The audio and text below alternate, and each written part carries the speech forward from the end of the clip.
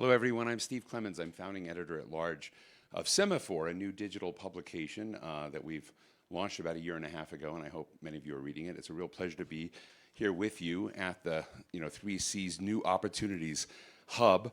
I want to thank the 3C's Hub, and I also want to thank the Poland's Development Bank, BGK, for sponsoring both this venue and this set of conversations that are going on.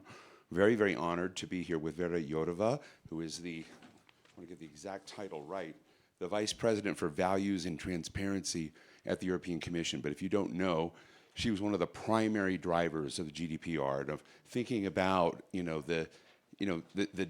essentially the dark side, if you will, of connectivity and what can happen with privacy. And right now, struggles over privacy, thinking about, where does the human part of the equation fit into this digital world? And as we see struggles between democracy and autocracy today, let me just start out, and it's a real pleasure to be with you today. Let me start out asking, I know we can't go back in time, but to some degree, when you think about the fact that democracy is on its back feet and trying to defend itself, and we see massive inequality continuing as you look at the impacts of the use of some of the digitized platforms in the sort of the wealth areas we talk in Davos. When you look at the spikes of influence of populist movements, was the whole digital venture worth it? Okay, good morning. It's a sharp start.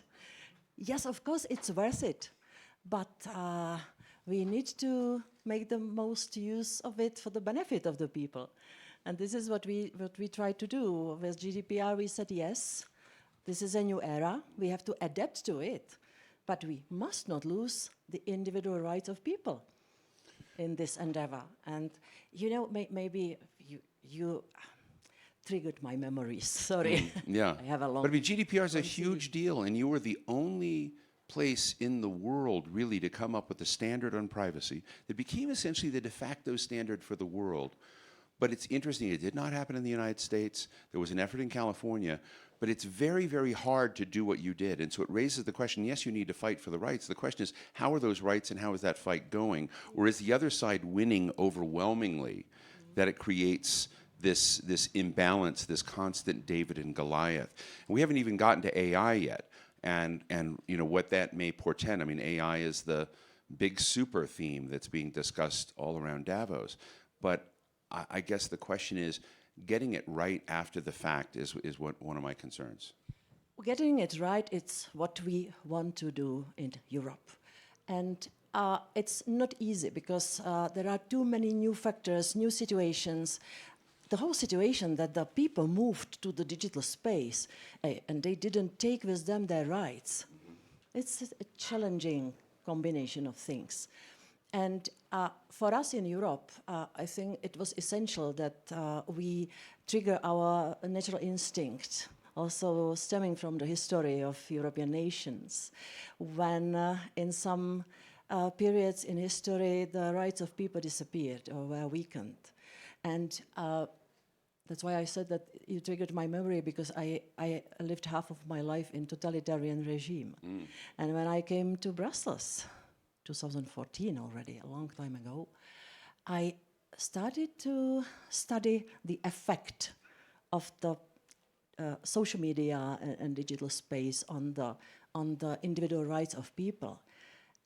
And suddenly I saw how the rights are diminished and not respected in the digital sphere.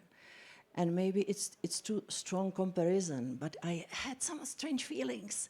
This is what I already experienced in my young age, that the individual is that small and the system is monstrous. And this fight between David and Goliath in Europe, we don't have any other method than to adopt the rule. So you have a memory of that time, yes, where your rights were nil. And there are many places in the world that have that. We have a period of time where more than 4 billion people are going to be voting in this next year, 400 million Europeans out of that. And I guess my question is, why do you think your memories that are shared by many others are not enough of deterrence in this? Because when you look around the rise of populism, you sort of see this, and even in Eastern Europe, in the area that we're sort of talking about with the Three Cs, or arena, I'm surprised by the attractiveness of parties that are rising, but essentially you're celebrating the past that you said made human beings rightless. There are several questions in it, but I don't think we are blind or we do not react or we do not harvest on this experience. It's just the factor of speed, because the speed of the development of technologies is too big. Right. And the adaptation of the society is inevitably slow. And maybe another comparison with the Industrial Revolution, it took 100 years. And the speed was comparable, but now it's uncomparable how technologies are developing. I'm here in Davos after 1 year. Last year in Davos, AI honestly was not a topic this time. It was not, yeah. It's huge. Last year, 90% of it's hype. Yes. Yeah. Yes. Last year we spoke about the impact of social media and hate speech online and disinformation. This topic did not disappear. Right. But this year, on top of that, is the possible hidden manipulation of the individual voters, because elections are at stake. You mentioned it yourself. The hidden manipulation by means of AI.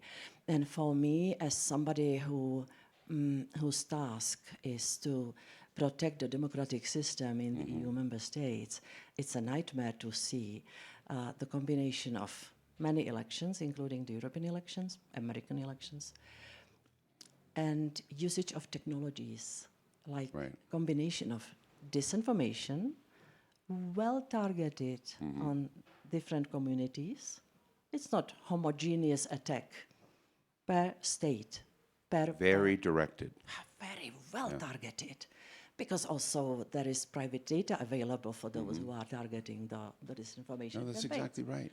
And AI, which enables fantastic things like deepfakes 3 days before elections. We saw it in several elections in the EU. So that's why we are pushed to act. I'm a politician. You don't want to hear my analysis. You want to hear the solutions, no? Yeah, I do. Well, I want to explain, because we have a lot of people watching online, and many of the people online may not be familiar with how Davos is structured. Imagine a beehive, and the Queen's Chamber is Congress Center. It's very hard to get in, very limited access. You got to be very special, an anointed master of the universe to get in there. And then all around the rest of the Davos village are lots of others. If we were to go and talk to 10 people inside Congress Center on AI, I think overwhelmingly they would say AI is going to solve the problems of the world. It's going to be the next big economic generator. It's going to be the thing that unleashes so many new, it's going to transform all of society. If you walk around on the outer edge, you'll find maybe, I think, 50% of people, I mean, half will say that, and the other half will say, you know what, I'm worried about deepfakes. I'm worried about inequality will create. I mean, I'm worried about the downsides of this side. So I'm interested in how you see that. And you talked about elections of deepfakes, and I don't know if you're talking about Slovakia or where you're talking. I mean, Slovakia is part of this initiative here. And I'm interested in, do you, in your role, you're a significant leader of the European Union, do you have any methodologies or security measures that can be taken to prevent the application of deepfakes again? I have to tell you one little anecdote. President Biden didn't take this seriously until he saw a speech he never gave online. And it was a perfect rendition of Joe Biden giving a speech he never gave. Oh, well, I was enthusiastic when I saw myself, my face and Lara Croft's body. Yeah. Wow. Not bad. But I will come back to the solution on deepfakes. It's amazing, the experience here, the reflection of AI, more or less informed. Not everybody is interested in the topic to understand the details. Inside the circles, in the Davos circles, presidential place, the place to be. Yeah. I heard the opinions ranging from total enthusiasm, I would even say euphoria, and dystopic kind of vision that it will demolish everything. I am somewhere more to enthusiasm, but we have to filter out the risks or minimize the risks and make the full use of the technology in all sectors, private, public. When you go outside and speak to, normal people, not the Davos bubble, the reflection is, I'm afraid I will lose my job. Yeah? And I think that we have to work in this direction as well. On what to do with the deepfakes. Indeed, it was used in Polish elections. It was used in Slovakian elections. I will skip Lara Croft. But what we want from the world of technologies are two things. Something I discussed with Adobe some years ago. With Adobe? Adobe, yeah. Yes, who developed the first kind of this thing. They told me that when they invent these kind of innovations, they always invent also the way how to kill it. Two in one. And I think it's a very strong call on the world of technologies. When you do things, you have to invent the way how to undo things. Something like antibodies. Right. Yeah, so that's the long-term call, and I think that this is also present in our AI Act, which is very much based on the very. I hate to interrupt, but do you like the EU AI Act? Do you think it's robust and big and bold? I have to be honest, because I asked people and I said, do you think it's effective? And talking to the industry, and they said it's a hodgepodge. It was not literate in terms of it. I mean, what's your view of the act? What can I say? Of course I do like it. I am signed under that. I went through those 37 hours of difficult negotiations. But of course, as every new legislation, it might have some downsides. I will come to it, but also still how we solve the deepfakes there. The first thing, do and undo. And the second, once the deepfake or the production of AI appears in front of the users, it has to be labeled. The users has to know, has to be aware that this is the AI production. We call it transparency request, and it's very much present in the AI Act. Also, I am now leaving the space of deepfakes. Would that be like a watermark? Would that be? How would you visibly see that? Some watermarking, yeah, some label which will make clear to the users that pay attention. This is the production of AI. But on AI as a new piece of legislation, new and first one globally. It is a risky thing to do always when you don't have an example, and anyone in front of you who already undertook the risk and now sees that there were some weak points. The difficult thing on AI Act was that part which covers the generative AI, ChatGPT and those very big capable models, which create the basis for many thousands of other smaller models. And here, I have to say, we were hesitant whether to go into that. Because the AI Act in its original version, without ChatGPT and these things, we took our traditional, already tested, European typical approach, risk-based approach, risk use cases, the list of risky technologies, like social scoring and insurance and banking sector, justice and so on. Then the sectors and situations where we don't see AI risky, and then prohibitions, biometrics used by the state against the citizens. But so this was something which was more or less about how to regulate. Not if to regulate, but generative AI, it was if to regulate because it's too new, too unknown, and there were many voices saying we cannot regulate something we don't know what it is. Our response in AI Act is we don't have the luxury to undertake the risk without knowing where it can develop, and very fast. It's developed very, very quickly. Yeah, how do you, I mean, I'm interested in this question, like my friend Ian Brzezinski is here, and we're basically people who think about dark thoughts, nefarious players, bad people, and what they might do. I mean, that's essentially, if you're a national security person, you think about that.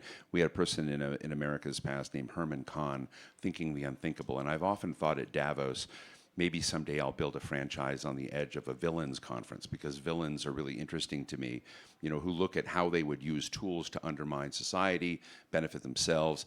And how do you, as a leading official, get insight into bad things that could happen? Because I think it's not discussed enough of anticipating threats, looking at what could happen, real nefarious players that are seeking to undermine democracy, undermine trust in all the different dimensions. And I sometimes feel policymakers are really naive. Yeah, and so how do you strengthen your own sources of understanding what the bad folks can do? The question is how the good guys can imagine what the bad guys will do. Exactly. We will never win this. Well, I mean, I'll say guys or girls. Girls, yes. Of course, it's the sad thing that I'm afraid there will always be space for big fantasy and big creativity of the bad guys. Millions ways of abuse of technologies, of course. But on the other hand, when we created the methodology for assessing the potential risks in the bad hands, ChatGPT, we say technology in itself can be dangerous. It's the first time in history. Yeah? Right. But for, let's say, traditional AI, if I can use this word, we did very thorough analysis, and we also discussed with the secret services, with security agencies, because it was mainly about security. And there is also a big space for the member states to do their job, because what we have in AI Act does not cover national security and defense. Interesting. We don't have competence to do that. And this is also the difference between us, what we can do in AI Act, and the executive order of President Biden. Yeah, just notice this difference stemming from the different competencies. Can I ask you candidly, how is democracy doing in the EU? And I don't mean this facetiously, and I'm very sensitive to the fact that I sit here in the 3Cs platform where Hungary is a member. Hungary to me looks like a problem, frankly, it is not an outstanding example of democratic practice, and it is, it is rolling back so many of the institutions that I think you in your role have said are vital and important. And then that is now made progress in the EU under the President Prime Minister of Slovakia. And so I'm interested in how you think that goes, and how much does the EU need to turn a blind eye to just hold itself together? And when does a red line get crossed where and when it comes to values and transparency and democracy, which you stand for, something needs to be said or done? Oh, that's a difficult one. Democracy is the system where the people are in the driving seat. I never speak about Hungary. I always speak about Hungarian government. Because what happened in Hungary already several times, that the winner of the elections felt the pouvoir, got the blessing from the people to grab everything. Judiciary, media, academics, state administration, shrink the space for civil society. This is how democracy is being weakened. Because it means that in such society then the activity and vigilance of the citizens on what the government is doing is decreasing. Yeah, the atmosphere in the country in fact creates bigger passivity and less vigilance from the side of the citizens. That's my theory. I think that it reflects the truth. So for me, a functioning democracy means that in each member state, We need to have demanding, active, and well-informed citizens. And we need to create the conditions for this. And it's about each individual. That's why we adopted also regulation on political advertising, so that the people see, when they see the ad online, that this is paid by somebody who wants to influence my preferences. Decrease or gap in democratic or quality of democracy in the member states, of course, it's a problem for the EU. If the problem is in one or two member states, the whole EU has a problem, because the system, also stemming from the Lisbon Treaty, the basic rules, are tailored or based on the prediction of very high level of trust among all the members of the club around the table. And if the trust is not there, the system is eroding. That's why, indeed, we have plenty of work to protect democracy as we know it, and keep as many as member states in this kind of healthy democracy regime. Let me just ask you a last question, and then I want to go to the audience and maybe get one or two before we go. But one Something question. simpler, please. What's that? Something simpler. It's simpler. No, but I mean, I love what the 3Cs Opportunities Hub stands for in terms of looking at this area bordered by three of the Cs in the area, and looking at the deficits in infrastructure that are there. And so the thought, I think, in terms of investment in bridges, roads, connectivity, in a place that's traditionally just more clunky and less developed, some of it's still residual from Soviet era lack of planning and connectivity, that this will not only create great economic opportunity, it also creates opportunities for resilience, economic resilience, and hopefully democratic resilience. And I'm interested in whether or not the EU, in looking at this region, understands the importance of that. Well, this region has gone through fantastic transformation. As a former Minister of Regional Development, I'm still missing the sector, by the way. I was promised by Jean-Claude Juncker to do this agenda, and he didn't give it to me. But just in terms of GDP, between 40% compared with the average of EU, and now around 80%, well, it's a big difference. Right. Yeah. But you are right. So when they get that infrastructure, and then maybe 120%. There are gaps in infrastructure still. There are gaps in the preparedness of human resources, also for the technologies. We need to invest more in the eastern countries, Central and Eastern countries, in the applied research facilities. I'd like to see more centers of excellence in these countries, because it means also that it has the effect of keeping big brains and the people who can push the country up. It's one of our problems that the people from the Eastern European countries do not want to wait for the same level of opportunities in the East, and they simply use the freedom of movement and they go to the Western countries. The brain drain is big. So I appreciate the initiatives like 3Cs, because it's very practical: transportation, telecommunications, energy sector. One last before I go to Ian Brzezinski here. I've been thinking about what you just said about transparency, AI, watermarking, et cetera. You know, one of the things I think that's boring to most people. And so when you're looking at TikTok, or you're seeing deepfake videos of Tom Cruise or Joe Biden or whomever it may be, the question is, how do you do that? And what I don't see happening anywhere is a kind of highlighting deepfakes as bad. You know, centers in Bratislava that are dedicated to finding deepfakes and holding them up and saying, and telling the public, here's what we protected you from, and here is who's responsible.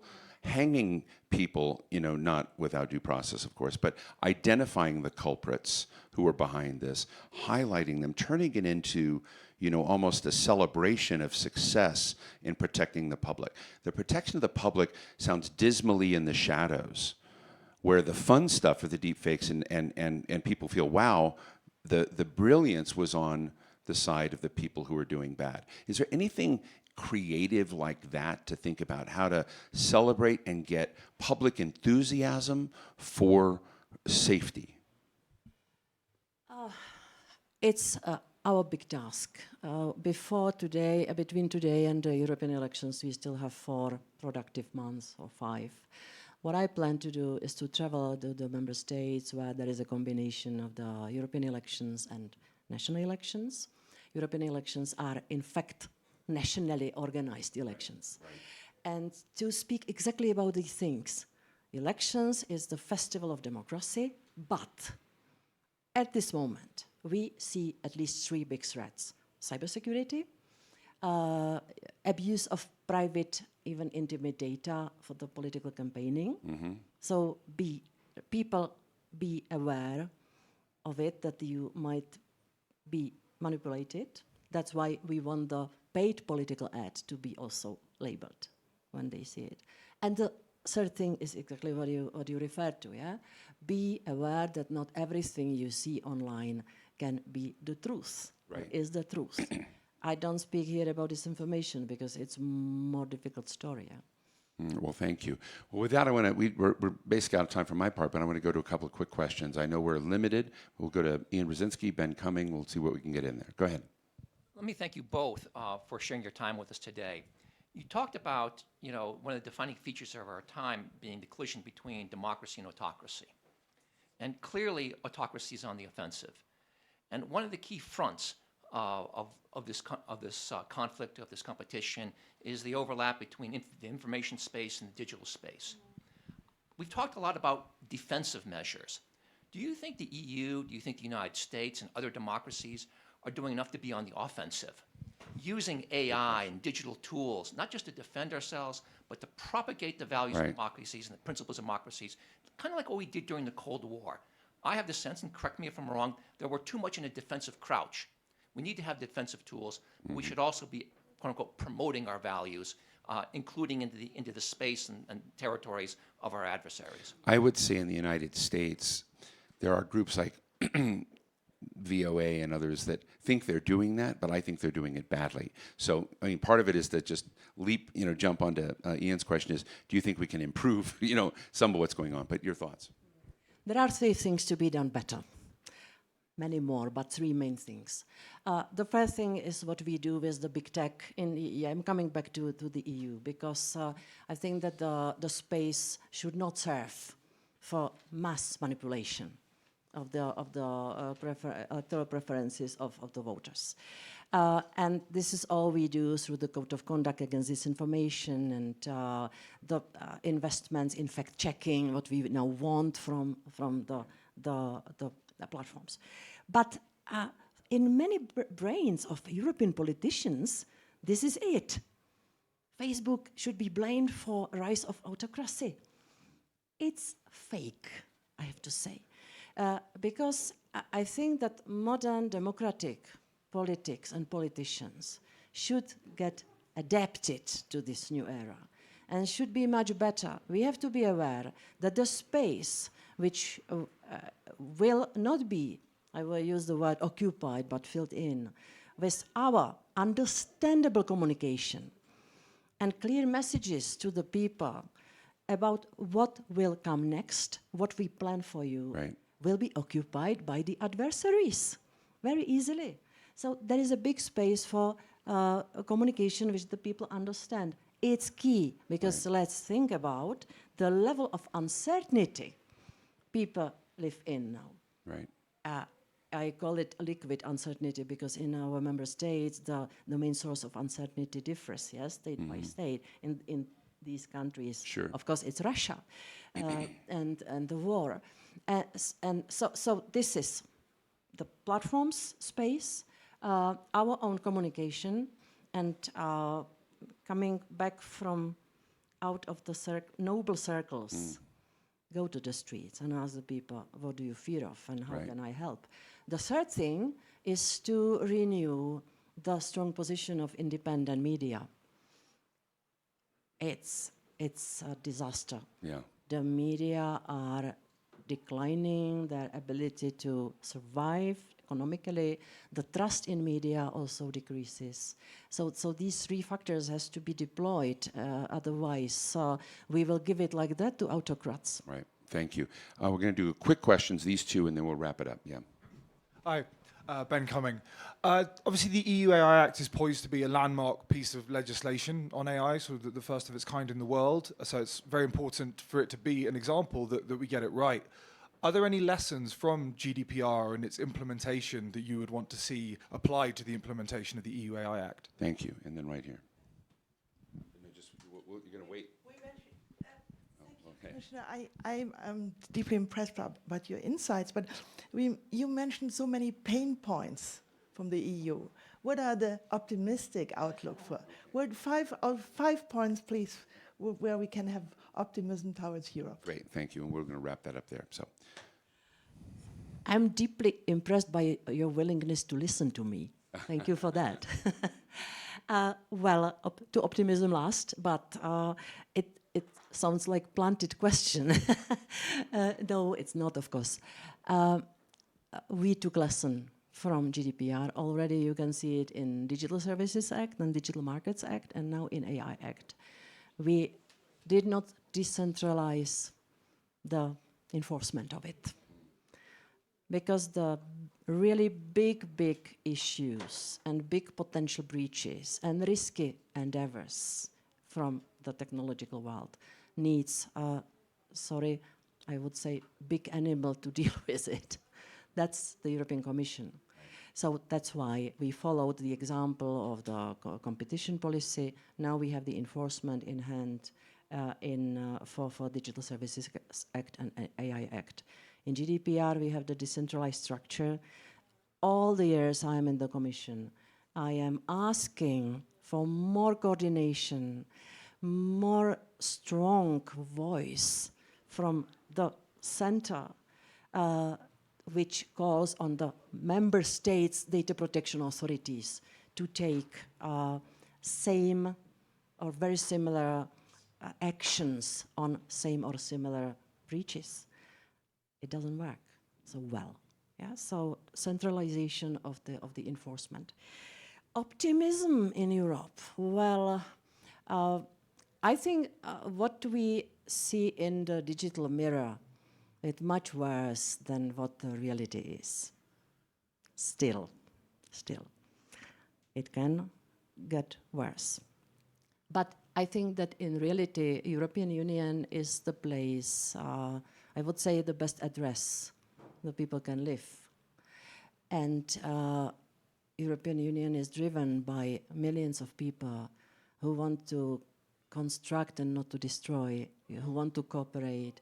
We have fantastic international or in cooperation like this initiative. We kept the principle and value of solidarity. For me, solidarity and cooperation, it's just evidenced in everyday operations and actions. It's the main source of optimism, and I think that we can keep it. If you remember, Ursula von der Leyen at the beginning divided the portfolios, and one of the portfolios was called protection of European way of life. Mm-hmm. Do you remember the hysteria around that? How come? How do you want to say that there are some who do not want this? Or you remember? Yeah, I do. And I said, what's wrong? Europeans love their way of life. They just want to be more certain that security and prosperity will be guaranteed for them.